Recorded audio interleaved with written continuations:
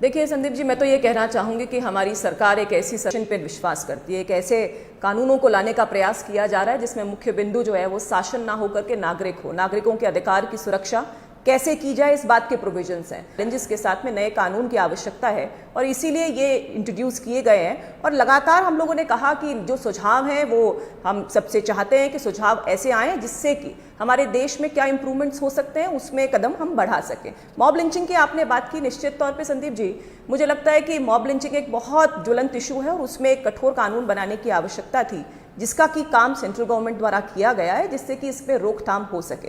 और लगातार जिस तरह से बात हो रही थी कि बहुत जल्द न्याय होना चाहिए, आपने भी कुछ फ्रेजेस से अपनी बात की शुरुआत की।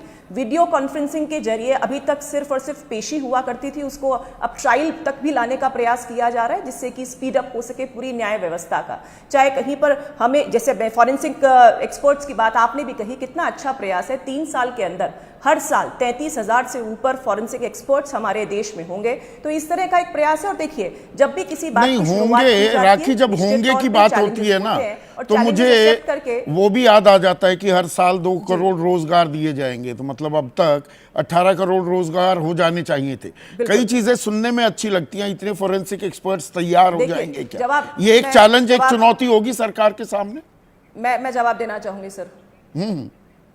बिल्कुल, देखिए मैं आपके 2 करोड़ जो आपने रोजगार की बात की उसकी सबसे पहले जवाब देना चाहूंगी। आप खुद भी समझते हैं कि 2 करोड़ रोजगार, इनफैक्ट इन द सेंस की नौकरियां नहीं हो सकती, लेकिन रोजगार जब 10 लाख करोड़ से ऊपर का इंफ्रास्ट्रक्चर डेवलप होता है तो रोजगार क्रिएट नहीं होते क्या? जब हम 3 करोड़ से ऊपर मकान बनाते हैं, जब हम 11 करोड़ से ऊपर टॉयलेट्स का निर्माण है, 12 करोड़ से ऊपर जल जीवन मिशन के द्वारा हर घर नल पहुंचता है, जब हम लगातार 48 करोड़ से ऊपर जो डीबीटी खाते खोले गए जिनके माध्यम से पैसा ट्रांसफर होता है, तो क्या ये सब के सब, जब हम दूसरे नंबर पर मोबाइल मैन्युफैक्चरिंग में आते हैं, तीसरे नंबर पे कार प्रोडक्शंस पर आते हैं, हमारे यहाँ पे 100 से ऊपर जो है यूनिकॉर्न्स, 90,000 से ऊपर, मतलब सिर्फ सरकारी योजनाएं नहीं होता, हमारे पास बताने को बहुत कुछ है जैसा पार्लियामेंट। चलिए अभी रोजगार की डिबेट नहीं है, रोजगार पर भी बात कहूंगी। देखिए नए चैलेंजेस हैं, नए चैलेंजेस हैं, आप ये मान रही हैं उसको। 1 मिनट राखी, थोड़ा सा आज वक्त की कमी है, चैलेंजेस हैं, लेकिन देखिए ये आप स्वीकार रही हैं और चैलेंजेस हैं और एक अच्छी शुरुआत है, ये हम भी मान रहे हैं।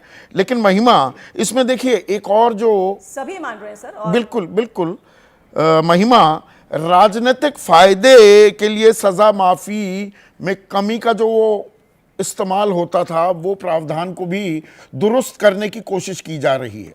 तो आप कहते हैं नहीं, पुलिस के पास ज्यादा ताकत आ जाएंगी, पर क्या आपको नहीं लगता इससे कानूनी प्रक्रिया में तेजी भी आएगी और जो बेजा इस्तेमाल होता था उस पर रोक लगेगी?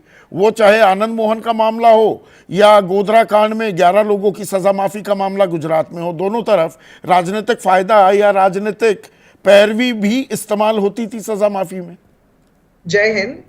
अदम गोंडवी की इन पंक्तियों से शुरुआत कर रही हूं क्योंकि अभी भाजपा की प्रवक्ताओं को सुनते सुनते याद आ गई संदीप जी कि तुम्हारी फाइलों में गांव का मौसम गुलाबी है, मगर ये आंकड़े झूठे हैं, ये दावा किताबी है। क्योंकि ये जो इन्होंने सारे आंकड़े गिनाए हैं इनकी फाइलों में तो बहुत अच्छे लग रहे हैं, मगर वास्तविकता हमें मालूम है। थोड़ी देर पहले बात हो रही थी डिजिटलाइजेशन की, कैमरों की, तो सबसे पहले उसी बात पर उठा देती हूँ। इन्होंने पुलिस स्टेशन